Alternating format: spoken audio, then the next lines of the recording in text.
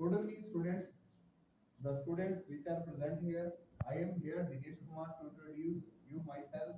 I have done MSc B.Ed and I have qualified the state TET or other exams are also qualified by me. Today I am started with a new channel on YouTube that is regarding the broad-mind education.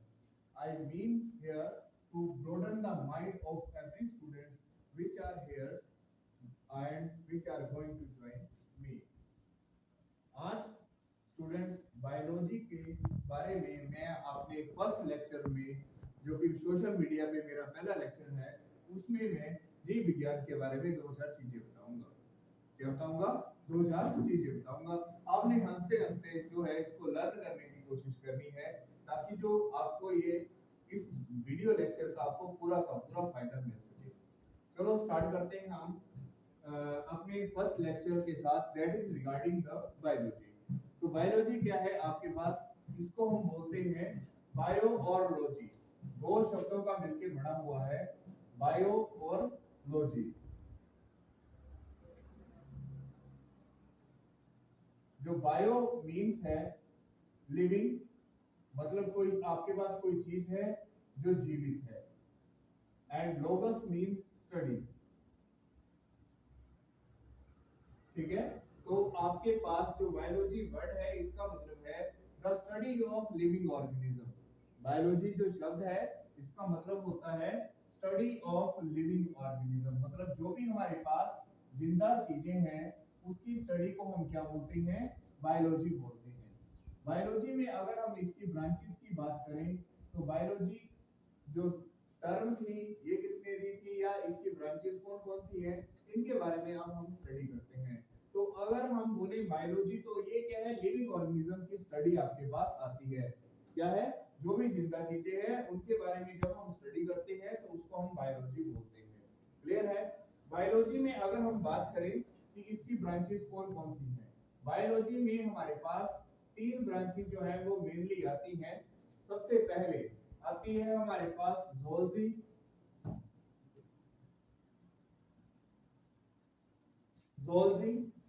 then we have botany और microbiology.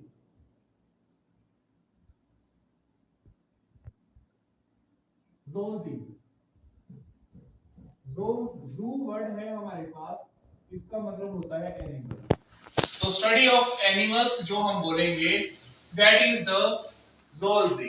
क्या है? Study of animals. जो word है उसका मतलब है animal, और लोगस का मैंने ऊपर बताया आपको कि लोगस का होता है स्टडी। तो ज़ूलॉजी क्या है? Study of animals. क्या है? ज़ूलॉजी को अगर हमें लिखना हो तो हम क्या लिखेंगे? Study of animals. जो एनिमल्स की स्टडी है उसको ज़ूलॉजी बोलेंगे। आपके पास बॉटनी है, बॉटनी में हम स्टडी करते हैं किसकी? आपके पास प्लांट वेजिटेशंस की। बॉटनी का मीनिंग होता है वेजिटेशन, तो इसमें हम स्टडी करते हैं किसकी? बताइए बच्चे, आप किसकी स्टडी करेंगे? प्लांट्स की। Very good. किसकी स्टडी करेंगे हम? प्लांट्स की स्टडी करेंगे। और माइक्रोबायोलॉजी में हम जो है माइक्रो ऑर्गेनिजम्स आते हैं। क्या आते हैं? माइक्रो ऑर्गेनिजम्स की स्टडी करते हैं। Any query? ओके, तो हमारे पास ज़ूलॉजी आ गया, बॉटनी आ गया और माइक्रोबायोलॉजी आ गया है हमारे पास। अच्छा, इसके बाद हमारे पास नेक्स्ट आता है, अगर ज़ूलॉजी आ रहा है ना, या बायोलॉजी आ रहा है या फिर बॉटनी आ रहा है। आपने फिजिक्स के केस में सुना होगा कि ग्रेविटेशन के रूल्स किसने दिए थे। तो यहाँ पे हमारे पास बायोलॉजी में ज़ूलॉजी और बॉटनी आते हैं। पहले तो हम बायोलॉजी की बात करें तो बायोलॉजी को जो नाम दिया गया है दैट इज गिवन बाय, इन हिंदी अगर हम लिखें तो हम उसको लिखते हैं अरस्तु। क्या लिखते हैं? अरस्तु। ठीक है, अगर इंग्लिश में लिखना हो who is the father of biology तो दैट इज एरिस्टोटल। कौन सा है भाई? एरिस्टोटल। एरिस्टोटल जो है ये आपके पास फादर आता है किसका? बायोलॉजी का। इसके साथ साथ जो ज़ूलॉजी है उसका भी father of zoology is Aristotle. आगे हमारे पास आता है वर्ड है बॉटनी। बॉटनी में हम स्टडी करते हैं किसकी? प्लांट्स की। किसकी स्टडी कर रहे हैं बेटा? प्लांट्स की स्टडी कर रहे हैं। Very good. तो इसका फादर जो है वो आता है हमारे पास थियोफरेस्टिस। क्या आता है? थियोफरेस्टिस। थियोफरेस्टस आता है जो कि इसका फादर है। आगे हम चलते हैं कि अगर हम ज़ूलॉजी पढ़ते हैं या बॉटनी पढ़ते हैं या सिंपल हम बायोलॉजी पढ़ते हैं तो बायोलॉजी में ज़ूलॉजी कैसे आया, बॉटनी कैसे आया या माइक्रो ऑर्गेनिजम्स कैसे आए। माइक्रो ऑर्गेनिजम्स के बारे में अगर मैं आपको बताऊं तो उसमें हमारे पास प्रोकैरियोटिक सेल्स से स्टार्ट करते हैं। माइक्रो ऑर्गेनिज्म को हम कहां से स्टार्ट करते हैं? प्रोकैरियोटिक सेल्स से स्टार्ट करते हैं। ठीक है, हमारी बॉडी की अगर हम बात करें तो हमारी बॉडी एक डिफरेंट टाइप्स के सेल्स की बनी हुई है या डिफरेंट डिफरेंट टाइप्स के सेल्स की बनी हुई है जो एक ही कैटेगरी के अंदर आते हैं, यूकैरियोटिक सेल। कौन से सेल आते हैं हमारी बॉडी में? Eukaryotic cell. अच्छा, अगर हम बात करें प्रोकैरियोटिक सेल की, है ना, प्रोकैरियोटिक सेल की या प्रोकैरियोटिक कोशिका की, तो ये जो प्रोकैरियोटिक कोशिकाएं हैं ये किसमें पाई जाएंगी? आपने बैक्टीरिया का नाम सुना हुआ है? Yes sir. है बैक्टीरिया। जो बैक्टीरिया आपके पास है ये माइक्रो ऑर्गेनिजम्स में आते हैं प्रोकैरियोटिक सेल। क्या है ये? प्रोकैरियोटिक सेल का एग्जांपल है। आगे हमारे पास आते हैं यूकैरियोटिक, तो इसमें ह्यूमंस के जो सेल्स हैं वो, प्लांट्स के जो सेल्स हैं वो लगते हैं। कुछ एक जो फंगस के सेल्स हैं वो भी आपके यूकैरियोटिक सेल्स के अंडर आते हैं। कोई दिक्कत हो अभी तक? No sir. ठीक है। अच्छा, इसको इरेज करते हैं। अब हमारे पास आता है जितने भी लिविंग ऑर्गेनिज्म आ रहे हैं। आपने देखा होगा हमारे नियर अबाउट लगभग डिफरेंट डिफरेंट लिविंग ऑर्गेनिज्म है। आजकल वैसे भी आपको पता है it is the monsoon season here, तो आपको डिफरेंट टाइप्स के जो प्लांट्स है या वेजिटेशंस है या लोअर हाइट के प्लांट्स जिनको आप बोल सकते हैं ना, हर्ब्स शर्ब्स वगैरह, वो आपको देखने को मिल रहे होंगे आपको डिफरेंट डिफरेंट तरीकों के। कोई दिक्कत है इसमें? अच्छा, तो अब हमारे पास क्या आता है? बायोलॉजी। बायोलॉजी में क्या हुआ था कि हमारे पास सबसे, जब हमने स्टार्टिंग की थी बायोलॉजी की, तो हमारे पास सबसे पहले आया था कि फादर कौन है ना। अब हम करेंगे कि क्लासिफिकेशन क्या है उसकी, वर्गीकरण कैसे करेंगे हम लिविंग ऑर्गेनिज्म को। मैंने आपको क्या बताया कि लिविंग ऑर्गेनिज्म में हम माइक्रो ऑर्गेनिज्म पढ़ते हैं, ज़ूलॉजी के जो है या बॉटनी के ऑर्गेनिजम्स को पढ़ रहे हैं ना, बॉटनी की स्टडी करते हैं, ज़ूलॉजी की स्टडी करते हैं, है ना। तो हमारे पास सबसे पहले जो वर्गीकरण का एग्जांपल था या मतलब जो क्लासिफिकेशन जो थी वो दी थी कार्ल लिनियस ने। किसने दी थी? कार्ल लिनियस था। इसने लिविंग ऑर्गेनिज्म को स्टार्टिंग में जब डिवाइड किया था तो इसने दो ग्रुप्स में रखा था। पहला ग्रुप हमारे पास था ज़ूलॉजी, सॉरी प्लांट्स पे दो किंगडम्स में रखा था, दो राज्यों में रखा था। आप प्लांट्स बोल सकते हैं, दो ग्रुप्स बोल सकते हैं, या फिर आप दो किंगडम्स बोल सकते हैं। तो कार्ल लिनियस ने दो किंगडम्स में डिवाइड किया था जितने भी लिविंग ऑर्गेनिज्म हमें इस अर्थ के सरफेस पे मिलते हैं। तो हमारे पास जो पहला लिविंग ऑर्गेनिज्म या फिर पहला जो ग्रुप है या पहली किंगडम आती है वो आती है प्लांट किंगडम। कौन सी आती है? Plant kingdom. फिर आती है हमारे पास नेक्स्ट नंबर पे एनिमल किंगडम। जो एनिमल लाइक क्रिएचर थे जो जो मूव कर सकते थे एक जगह पे, वो सारे के सारे उसने यहीं पे रख दिए थे। अच्छा, जो प्लांट किंगडम थी इसमें प्लांट लाइक क्रिएचर थे, जैसे आपके पास फंगस था। ये फंगस का नाम मैंने आते ही मैंने लिख दिया, बाकी प्लांट्स का आपको पता होगा, लेकिन जो फंगस है ये प्लांट लाइक क्रिएचर था। ठीक है, ये एक्सेप्शनल केस भी था यहाँ पे कि ये प्लांट लाइक क्रिएचर था, प्लांट्स की तरह इसकी ग्रोथ होती थी, है ना, और प्लांट्स की तरह दिखता था देखने में, पर ये क्या था? नॉन ग्रीन पार्ट था। तो फंगस को प्लांट किंगडम में रख दिया था, यहीं पे ऑब्जेक्शन हो गया था उसका। आगे बात समझ में, क्योंकि ना तो ये खाना खुद बढ़ाता है। प्लांट्स क्या होते हैं, अगर आप प्लांट्स की बात करते हैं जब हम, तो हमारे माइंड में एक चीज स्ट्राइक करती है हमेशा ही कि प्लांट्स हैं तो वो फोटोसिंथेसिस करेंगे, means they are able to prepare their own food, मतलब वो अपना खाना खुद बना सकते हैं। तो फंगस को जब हमने इस कैटेगरी में रख दिया तो वो तो अपना खाना बना नहीं सकते हैं। बात आई समझ में? ये हमेशा ही डेड और डिकेइंग ऑर्गेनिक मैटर पे, डेड और डिकेइंग ऑर्गेनिक मैटर जो होता है उसके ऊपर फीड करते हैं। फंगस क्या करता है? डेड और डिकेइंग ऑर्गेनिक मैटर पे फीड करता था। मोड ऑफ न्यूट्रिशन के हिसाब से ये अलग था, फिर भी इसको रखा था। अच्छा, इसमें और क्या रखा था? प्लांट्स जो थे, जिसमें आपके पास अलग अलग प्लांट्स, हर्ब्स, शर्ब्स, है ना, हर्ब्स हो गए, शर्ब्स हो गए, जिम्नोस्पर्म्स हो गए, एंजियोस्पर्म्स हो गए, वो सारे के सारे ऐड हो रहे थे, कोई दिक्कत है इसमें? इसके अलावा हमारे पास नेक्स्ट आ रही है एनिमल किंगडम। एनिमल किंगडम में ऐसे लिविंग क्रिएचर थे, एनिमल्स का मतलब या जू जब भी हम वर्ड लिखते हैं उसका मतलब होता है the organism which are able to move from one place to another.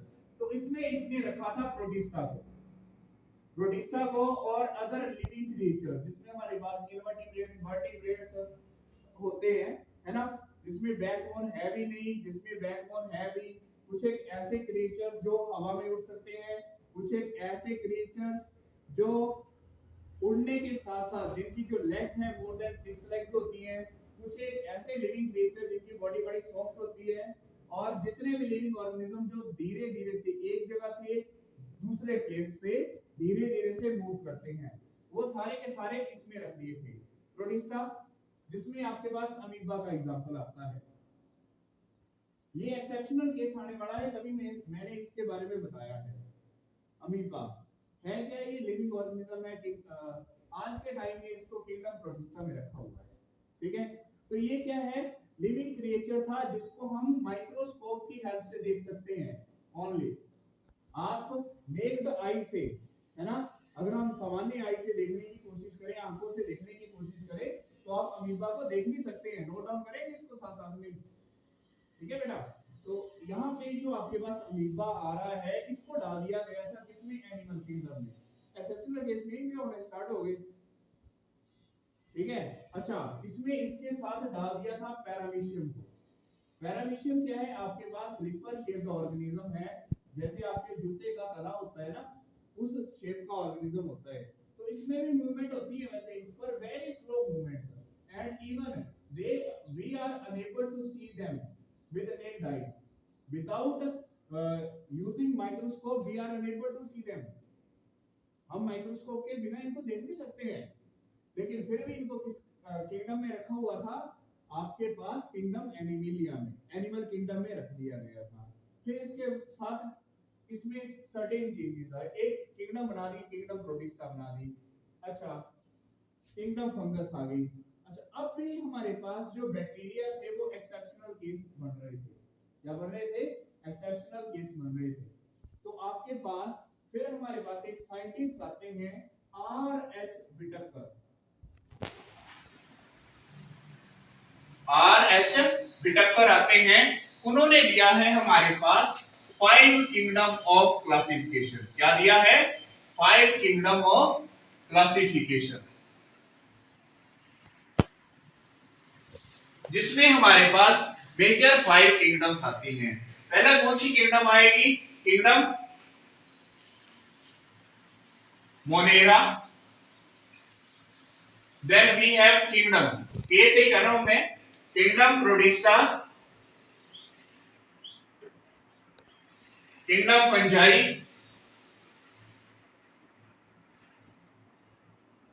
Kingdom Plantae,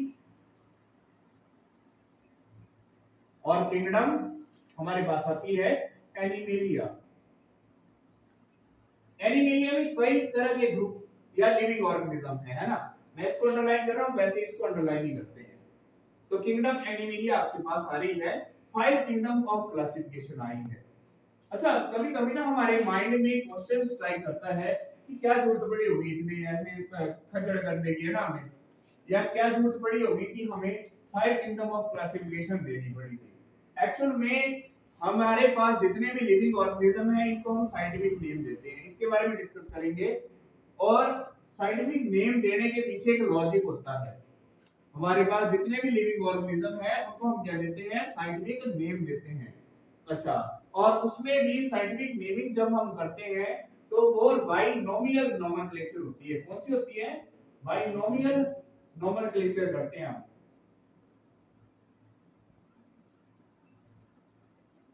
scientific name देने के पीछे का एक लॉजिक बता देता हूं पहले। बाइनोमियल नोमेनक्लेचर भी समझाऊंगा धीरे से। अभी नेम देते हैं, क्या करते हैं?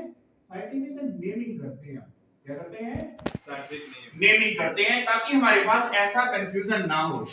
हम ह्यूमन बीइंग्स हैं, है ना? तो हमारे केस में बाइनोमियल नोमेनक्लेचर में नाम जो है वो 2 वर्ड्स का मिलके बना होगा। कितने वर्ड्स का? 2 वर्ड्स का मिलके बना होगा।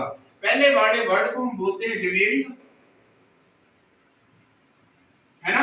जेनेरिक नेम बोलते हैं, और दूसरे वाले को स्पेसिफिक नेम बोलते हैं। क्या बोलते हैं? Specific name. जेनेरिक नेम बोलेंगे फर्स्ट वर्ड को, और स्पेसिफिक नेम। ह्यूमन बीइंग है, साइंटिफिक नेम याद है किसी को? हाँ जी, हाँ, वेरी गुड। आपके पास ह्यूमन का साइंटिफिक नेम क्या आ रहा है बेटा? होमो सेपियंस आ रहा है। क्या आ रहा है? होमो सेपियंस। साइंटिफिक नेम लिखने के लिए हम उसको अंडरलाइन करते हैं इसको, या फिर हम इसको स्मॉल लेटर्स में लिखते हैं, वो सारा कुछ ठीक है, कोई बड़ी बात नहीं है। होमो सेपियंस आपका साइंटिफिक नेम है। मैंगो का क्या है? सोचो, मैंगीफेरा इंडिका। वो लास्ट वाले लड़के ने बिल्कुल सही बोला है।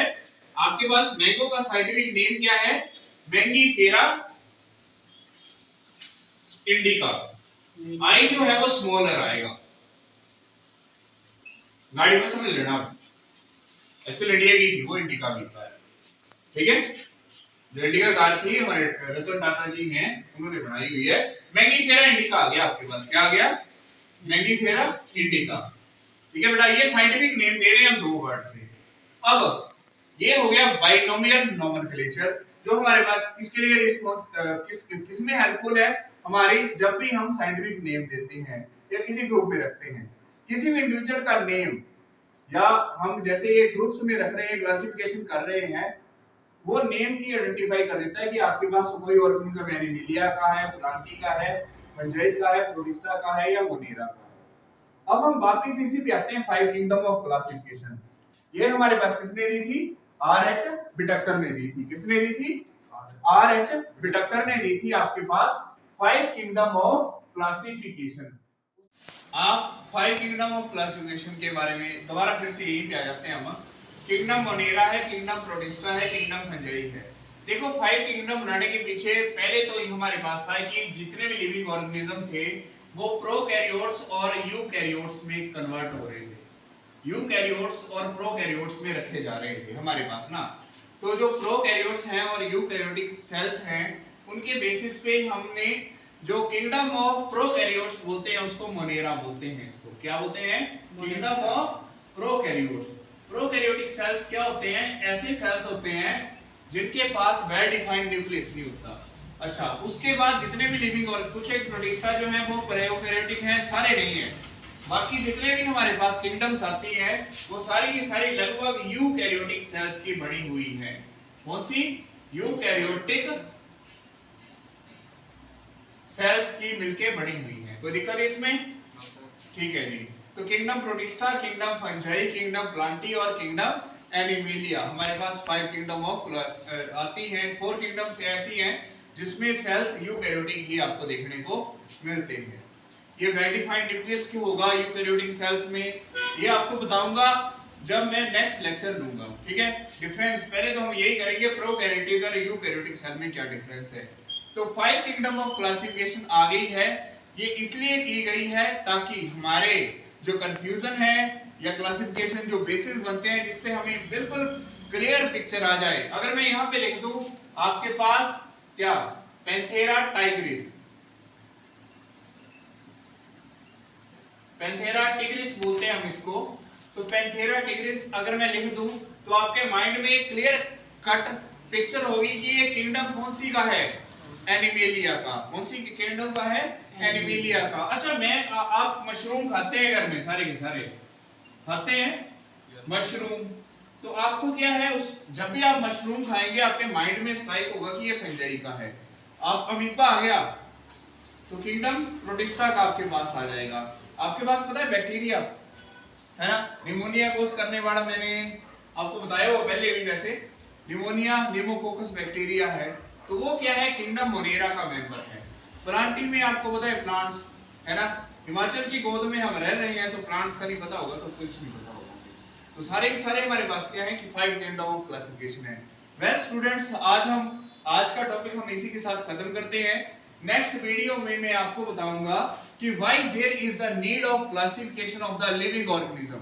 इतनी जरूरत क्या है कि हम क्यों लिविंग ऑर्गेनिज्म को क्लासिफाई कर रहे हैं, उनको डिफरेंट नेम से जो है वो क्यों दे रहे हैं, उनका माइंडसेट क्यों। इसी माइंडसेट के साथ हम इस जो वीडियो है उसको खत्म करते हैं। धन्यवाद। जय हिंद, जय भारत।